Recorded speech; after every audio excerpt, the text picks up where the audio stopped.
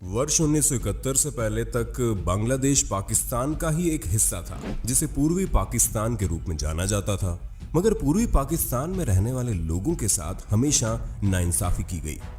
इसके अलावा पूर्वी पाकिस्तान में रहने वाले लोग बांग्ला बोलते थे, जबकि पश्चिमी पाकिस्तानी का इससे कोई वास्ता नहीं था।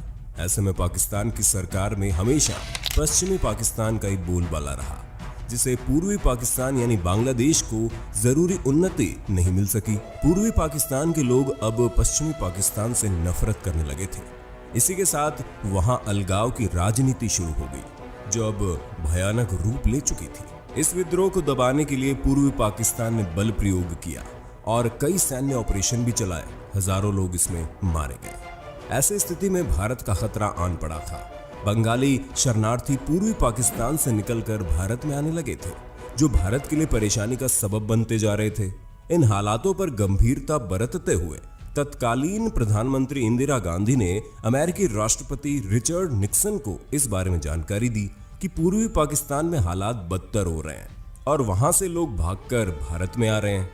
निक्सन को इस बात की भनक लग चुकी थी कि भारत पाकिस्तान के खिलाफ जंग छेड़ने की तैयारी में है। दरअसल अमेरिका पाकिस्तान के साथ सेनेटो और सिएटो संधि के तहत जुड़ा हुआ था और अमेरिका को डर था कि अगर युद्ध हुआ तो भारत जीत गया तो उनके समर्थन से एशिया में सोवियत संघ यानी रूस का विस्तार और बढ़ जाएगा। 28 मार्च 1971 को अमेरिकी सेक्रेटरी विल रोजर को पाकिस्तान से खत आया, जिसमें लिखा था, हमारी सरकार देश में पूर्वी हिस्से में फैली असंतुलन की स्थिति को काबू करने में पूरी तरह से फेल हो गई है। ऐसे में अब अमेरिका को यकीन हो गया था कि जंग तय है। उसने चीन को भी इसमें शामिल करने की योजना बना ली। उसके लिए उन्होंने पाकिस्तान के जरिए चीन को संदेश पहुंचाया। बहरहाल भारत इस बात से बेखबर था कि अमेरिका इस मुद्दे पर भारत को घेरना चाहता है। इससे बेखबर प्रधानमंत्री इंदिरा गांधी पूर्वी पाकिस्तान के बंगाली लोगों की स्थिति को सुधारने की आस लेकर अमेरिकी राष्ट्रपति निक्सन के पास पहुंची। उन्होंने निक्सन को बंगालियों के हालातों के बारे में बताया और इस स्थिति में हस्तक्षेप करने की गुजारिश की, लेकिन निक्सन ने उन्हें किसी भी तरह की मदद देने से इनकार कर दिया। ऐसे में अब भारत के पास युद्ध ही एकमात्र रास्ता रह गया था। खतरनाक होती स्थिति के बीच भारत ने अपनी पूर्वी सीमा पर बंगाल की खाड़ी में युद्धपोत तैनात कर दिए।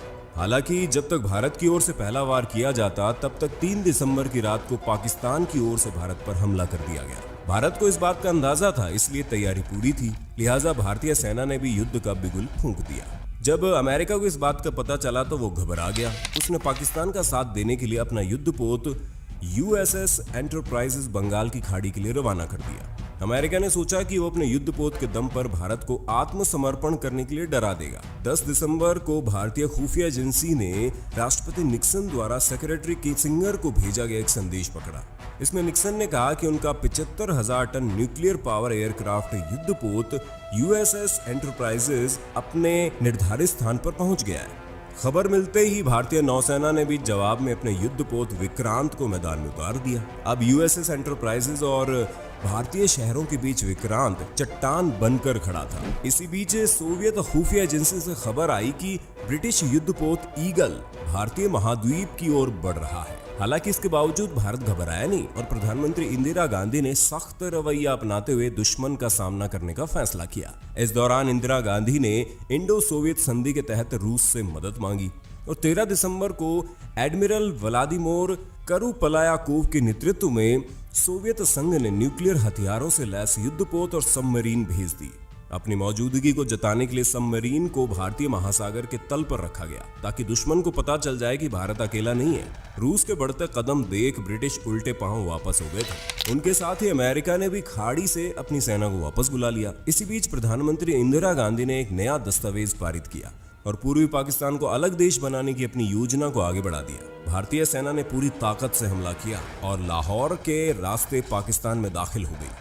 पाकिस्तानी सेना का क्षेत्रीय रक्षण भारतीय सेना के सामने कमजोर पड़ रहा था। इसे देखते हुए आखिरकार 14 दिसंबर को पाकिस्तान आर्मी के जनरल AAK नियाजी ने ढाका में मौजूद अमेरिकी उच्चायुक्त से कहा कि वो आत्मसमर्पण करना चाहते हैं। इसके बाद भारतीय सेना को आगे बढ़ने से रोक दिया गया और पाकिस्तान ने भारत के आगे आत्मसमर्पण कर दिया। भारत और पाकिस्तान के बीच आपसी सहमति के साथ पूर्वी पाकिस्तान को अलग देश घोषित कर दिया गया, जिसे बांग्लादेश नाम दिया गया। ये भारतीय इतिहास का अहम लम्हा था।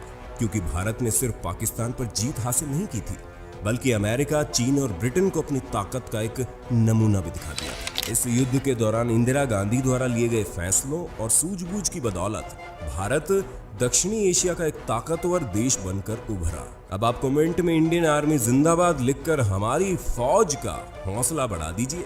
जय हिंद।